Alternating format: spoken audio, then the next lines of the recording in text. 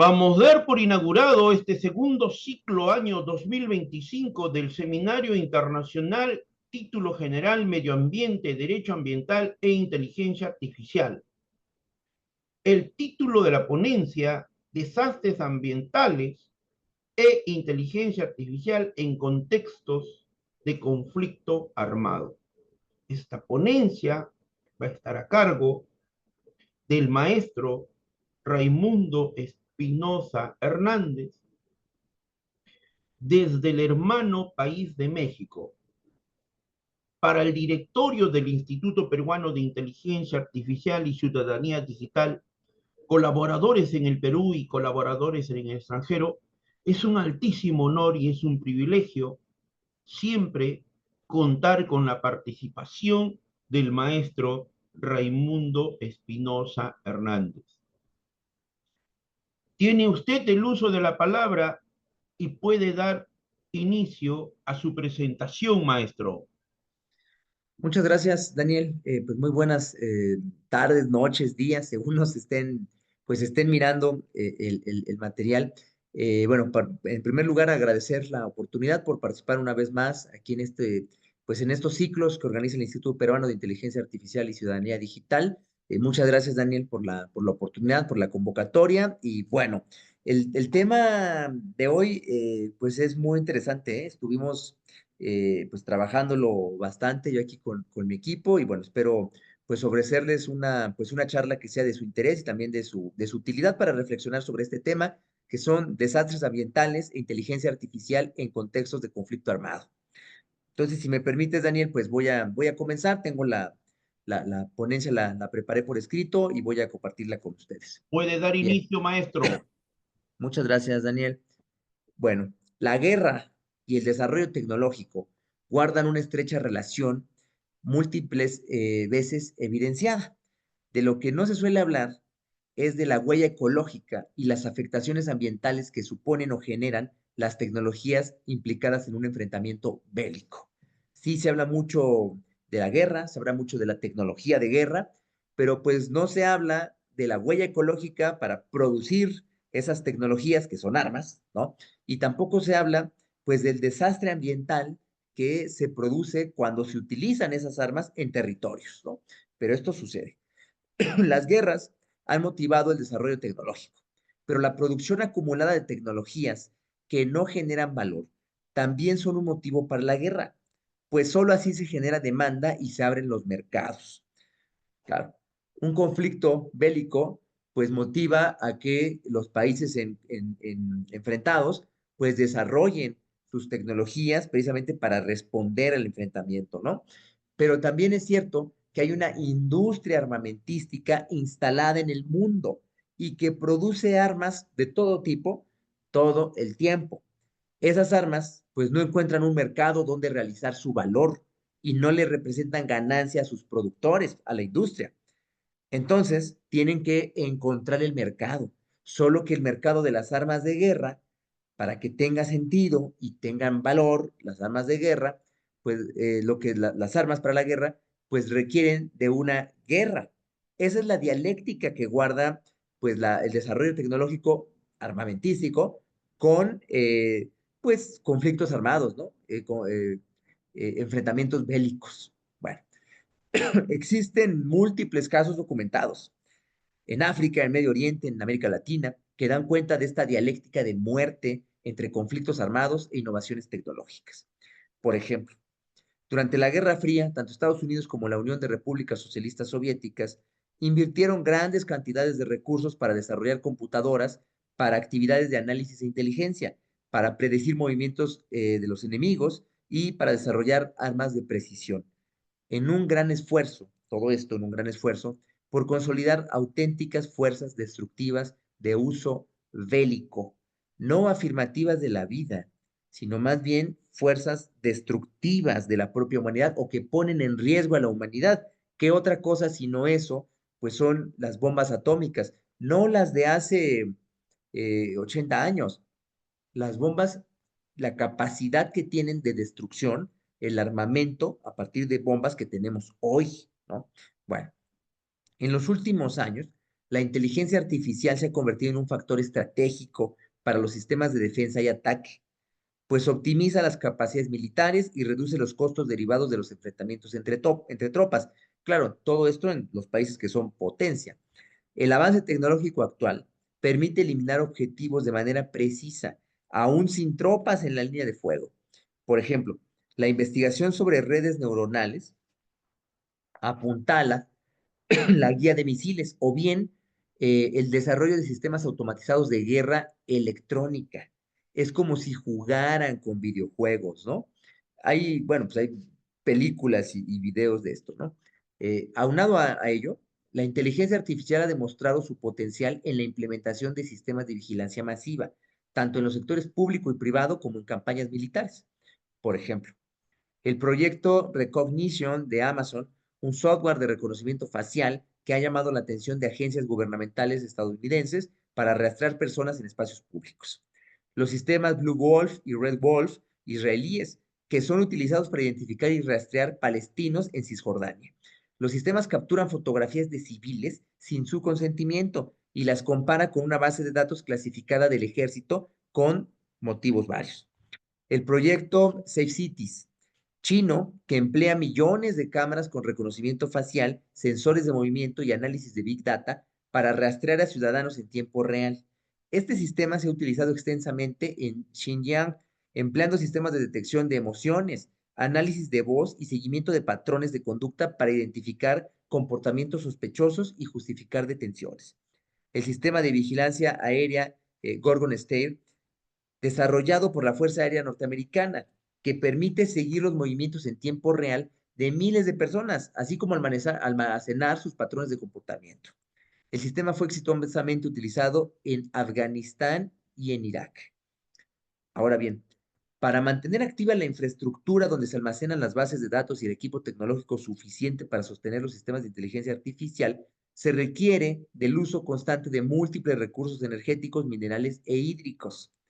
Un ejemplo paradigmático de la irracionalidad del uso de recursos hídricos es la ciudad de Phoenix, Arizona, que a pesar de su crisis hídrica, alberga centros de datos de alto consumo que requieren de millones de litros de agua al día para refrigerar los servidores que procesan modelos de inteligencia artificial de empresas como Google o Microsoft.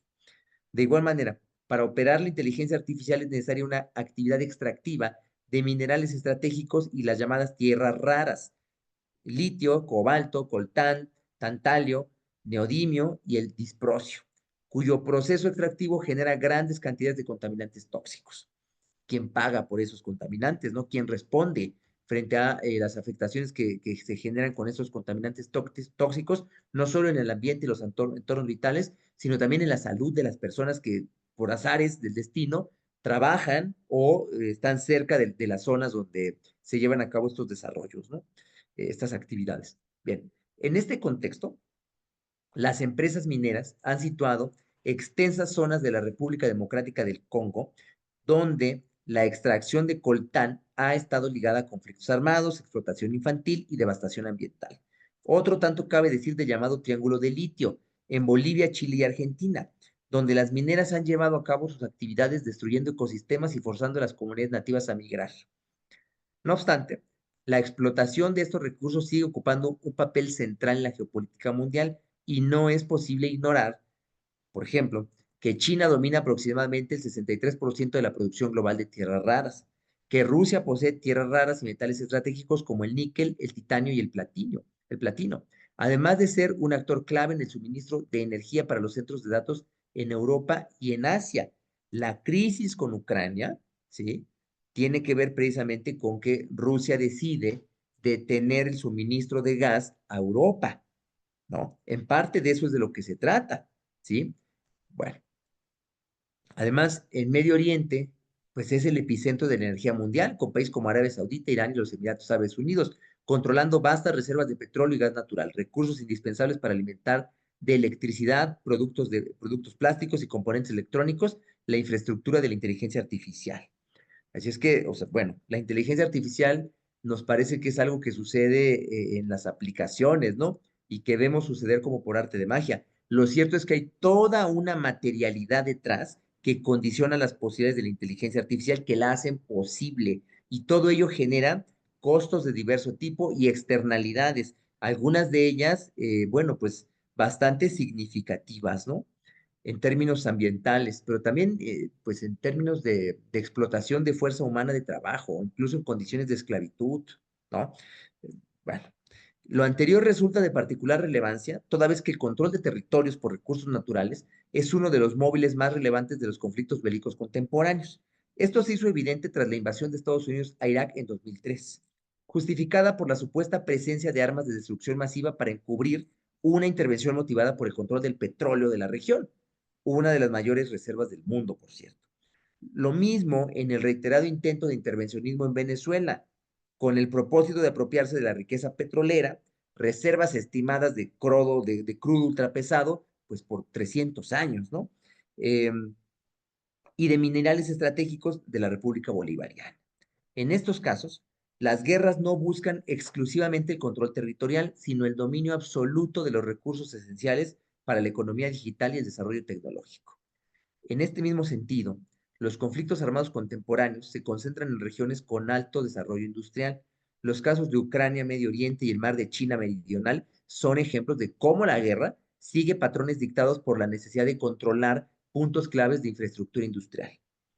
Por otro lado, la industria armamentística es en sí misma un motor de guerra con grandes corporaciones como Lockheed Martin, Boeing, Raytheon y Bay Systems, que lucran con la producción de armamento con ganancias multimillonarias, abasteciendo la demanda de armamento y sistemas de defensa en los conflictos prolongados.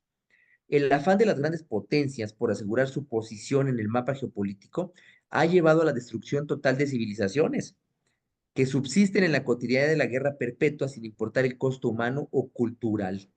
Bueno, a ver, la propia historia de la humanidad es la historia de un montón de contradicciones y de conflictos, ¿sí? Es historia de guerras. En esas guerras con las tecnologías de cada momento, pero se han destruido entornos vitales, se han destruido culturas, civilizaciones, todo un conjunto de patrimonio, ¿no? Material e inmaterial de la humanidad se ha visto destruido precisamente por los enfrentamientos, ¿no? Eso es algo, bueno, que no podemos nosotros olvidar. Por eso la insistencia, pues, en la idea misma de la paz, ¿no? Que ahora volveré a tocar el punto. Sin embargo, los conflictos modernos han adquirido una dimensión nunca explorada, pues la combinación del uso de tecnologías militares avanzadas y sumamente destructivas y la crisis civilizatoria de deshumanización en la que el capitalismo ha orillado, conduce a la posibilidad de una aniquilación sistemática de pueblos, culturas y civilizaciones.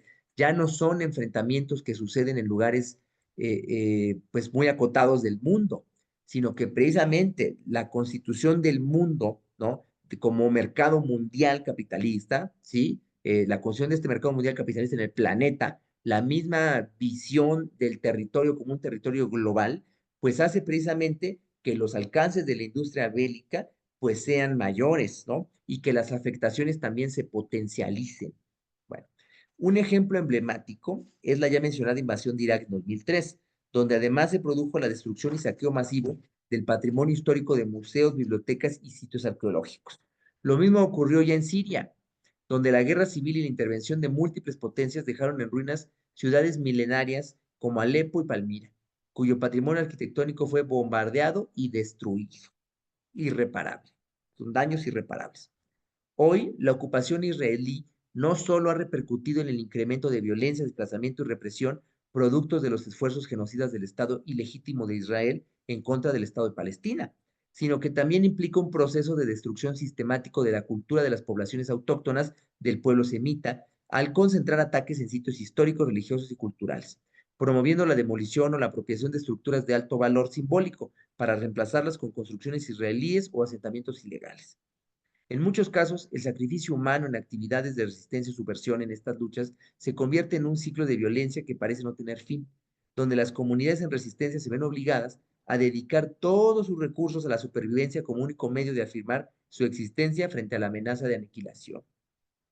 Con los avances tecnológicos, el proceso de deshumanización ha transformado radicalmente la manera en que las guerras son libradas, pues la inversión en tecnología de guerra encamina a potenciar los alcances de la inteligencia artificial y los sistemas automatizados en zonas de conflicto, donde los modelos de combate giran hacia la mayor implementación de vehículos aéreos no tripulados, artillería teledirigida y misiles de precisión guiados por algoritmos.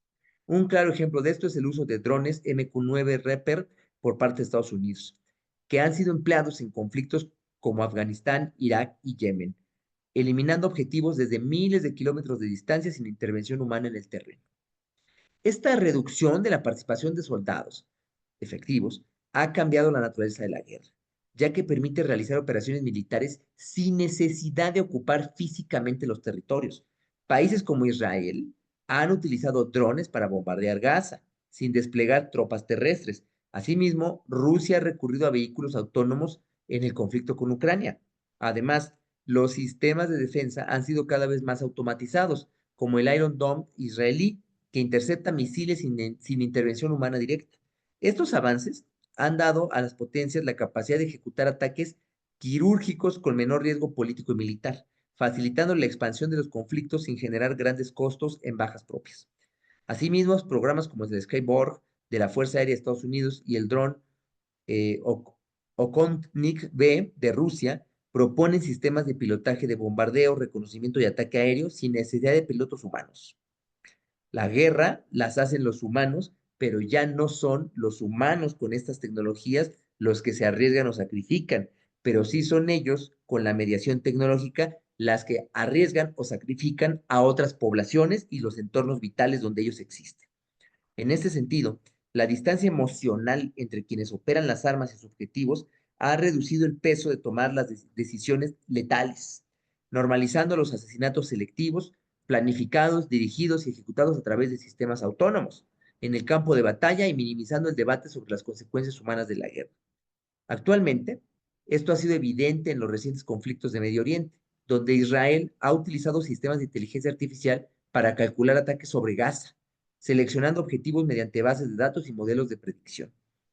Para entender a cabalidad el panorama contemporáneo de los conflictos armados, es menester analizar el fenómeno de la guerra desde la crítica de la economía política, prestando particular atención en las capacidades materiales de reproducción de estos conflictos por el llamado complejo militar industrial, sin el cual no se entiende el fenómeno de la guerra moderna, lo que incluye a sus particularidades con el uso y desarrollo de la inteligencia artificial y los sistemas automatizados de guerra, toda vez que la compenetración de los complejos militar-industriales en los conflictos armados constituye un punto clave en la producción armamentística y el desarrollo de estrategias militares en general, pero sobre todo en la caída tendencial de la tasa de ganancia en particular. La subsistencia de los conflictos armados nos remite a pensar sus causas y consecuencias, entre las cuales podemos ubicar el control de recursos en zonas industriales estratégicas y la devastación social y ambiental derivada de estos conflictos y necesaria para sostenerlos. Además, a la ecuación se le suma el panorama geopolítico de la carrera tecnológica por el desarrollo de sistemas especializados de inteligencia artificial en materia militar. No existen soluciones simples ante este panorama tan complejo, pero tampoco podemos omitir los intentos por superar las contradicciones o amortiguar sus efectos, algunas veces bien intencionados, pero insuficientes y otras veces maliciosas, pero generalizadas.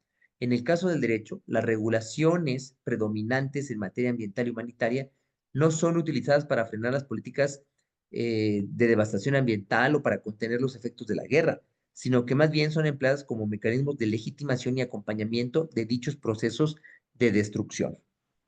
Tenemos que, o sea, con esta complejidad y con estos no solamente usos de la tecnología, sino el diseño doloso de tecnología para la guerra, ¿sí?